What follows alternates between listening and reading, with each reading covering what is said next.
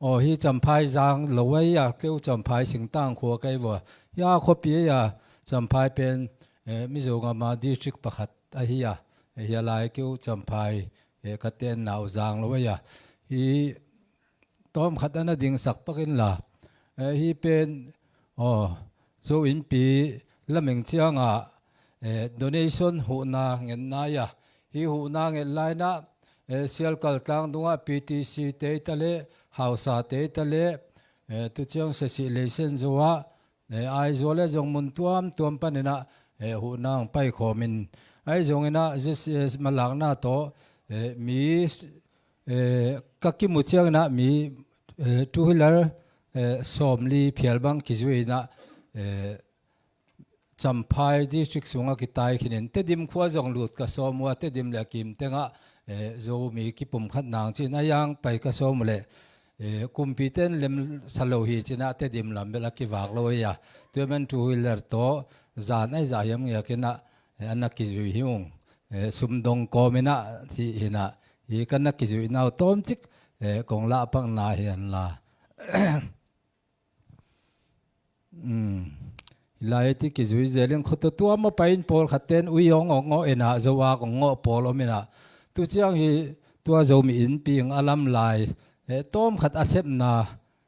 kong dok sak pak na waya hilaya ain pi bek kilam lo na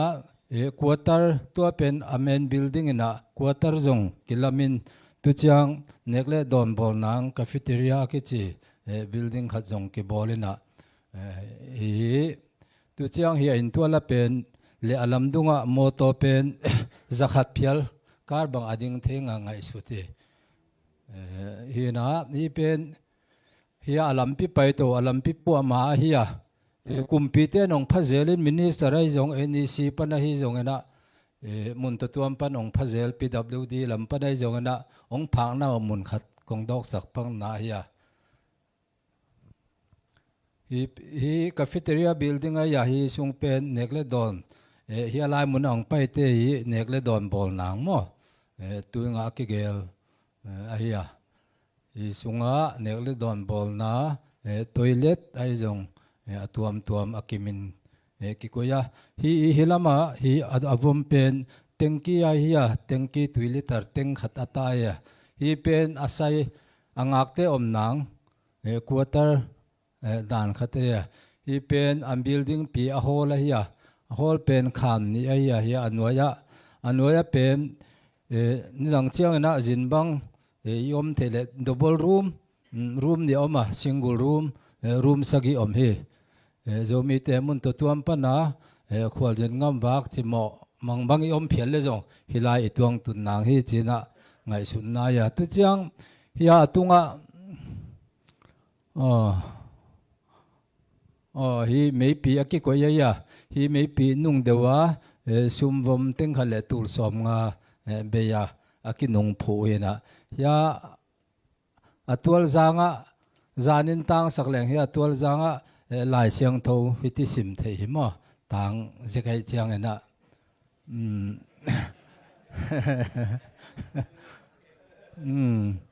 tu chiang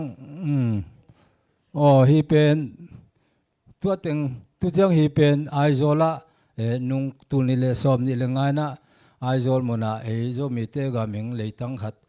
teng saki in akile ya tua pen aswang ka phum nau aizola aizo mi pi hon khat pol khat imakai te to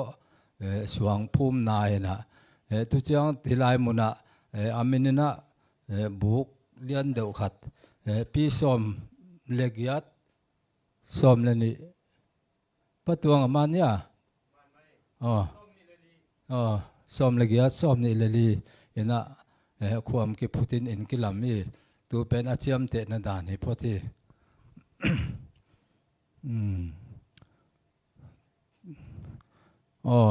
tua chalam ke ban hi tua cha man hi pak mai aham pi tom chik kong la pak na ena tu chiang a hol sunga mi zani le somga le zathum ki kal mi ki ta thei chi dan ena tu chiang anwaya khan tu tuam le tu chiang museum khang lui van koi na hong ai zong na akisam mabanga zating dan in tu chiang hi pen ngai sun na acham phai be khelo mi zongam be khelo le tung bup international meeting the nang ma ngai sun na ki point tu man tu ni na hila om te ngai te khiang chi kongen no ma tu chiang na mi zogama le tung bu pa mun tu ma gam in ya tu man na mi zogam cham phai mun a zong ma min tek tek ma na le tang khat nen hileng chi na tu na zong alai pen agam pen president Zomi Cultural Society mi zogam china competen laing bol sakhe tu lai muna akisa khat chokin tu chiang hilai muna ni dang chiang ena mun tuam panena nongji tu chiang na zong jin tun theinga tu chiang cham phai hong pan na zong akisam tu tuamen zatinga tu chiang azat dan a kisam khem pe pen kigel kim nai chet lo tu chiang mi zongam kumpin tu tadi na JCS khuta ong ap nai lo devin athu aveng thelo aman lo khatomai chiang na tu pana so lo nang apingin tu chiang a hon na hon nong zong ki bowling na tu on chiang na zong mun tuam pana ki health bang na omole lungdam wai ma ngi chi zong kong pulak no ma hi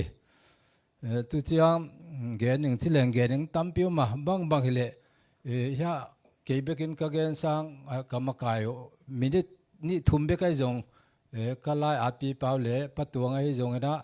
tom khatong gen pakle community som nei pen tom khat ka hominga sabak tom hom no mengena toy man amau tom khatong gen pakle china amang samhinge kap tong kalai pi pau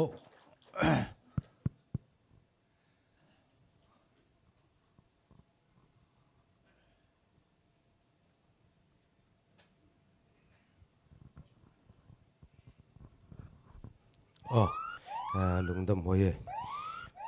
mi zogam zomi te to ki saina tom report kung pe pak dinga zomi to ki saina Paul P Saptuam zomi Baptist Charles chi kumpi theipi akineya registration number SR somlegate of tur khazakwa som kuachi kumtur khazakwa som gele ni ina kinei ta ina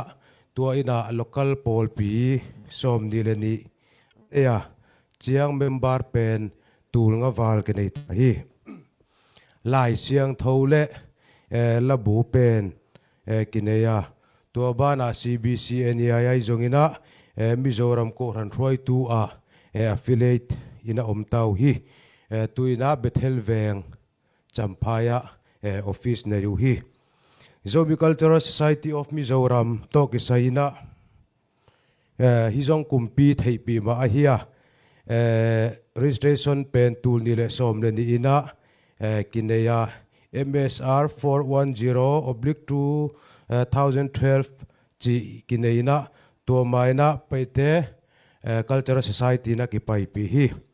Mizoram sunga district tuama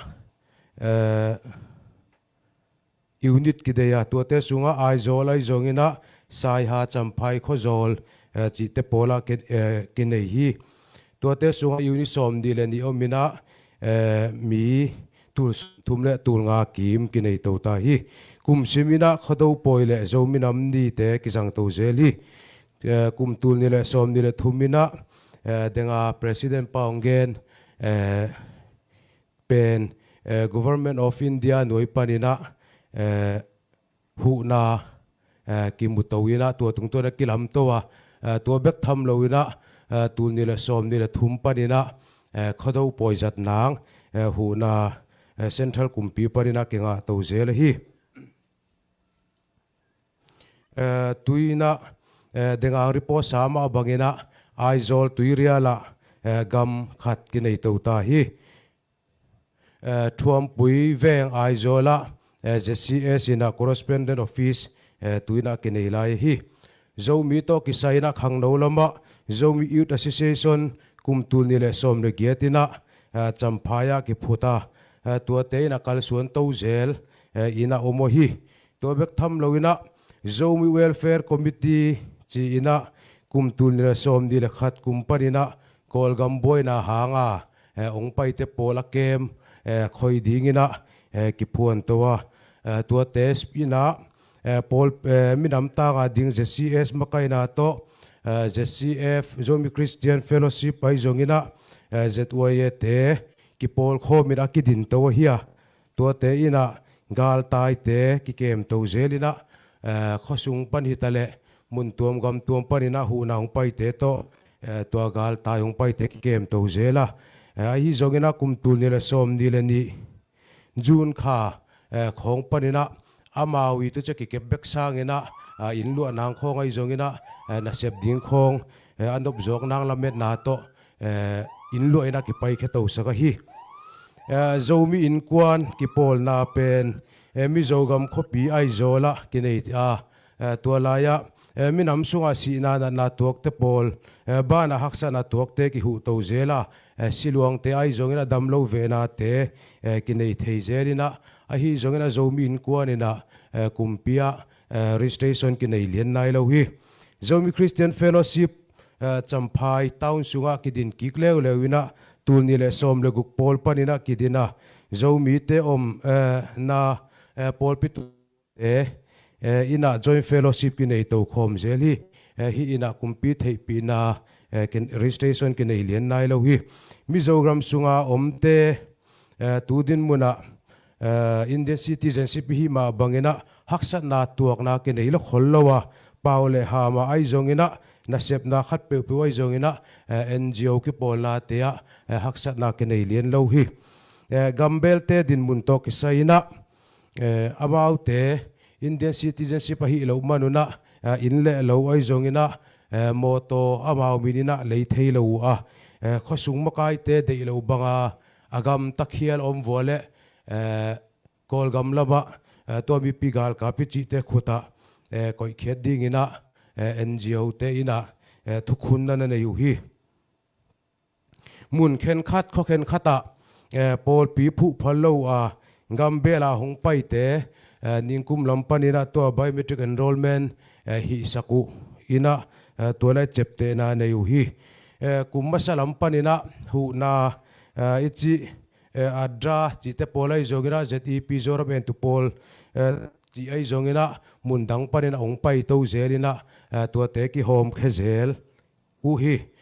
sina to ko chiangina mizogam mi te bang lowina mangchidia mizoten khual vuina achi ma banguna mi khual vuina ki vuina khan mol tang saka hi zogina zan lam len khoble bang mote pol ki hi lo hi tudin muna gal tai kep na pen IIDC zo te champai district le zo khothar te neiwa ai zogina IIDC pen kumpin zat nang nei ta hi manina new champai oime sape kotras oime pa ka amuna lam lai ta ko hi chi tang kongen the ye lungdame